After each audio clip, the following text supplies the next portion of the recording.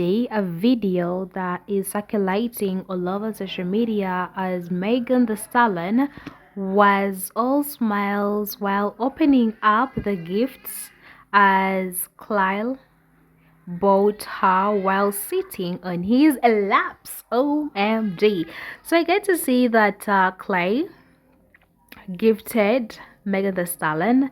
So Klay was seated and Megan the Stallion was sitting on his laps. So the video is trending, but on her TikTok, it is deleted. Like it's no longer there. Like, girl, what's up? What happened? So definitely, La Boo Boo dolls from Thompson while she was seated on his lap. So definitely love you guys.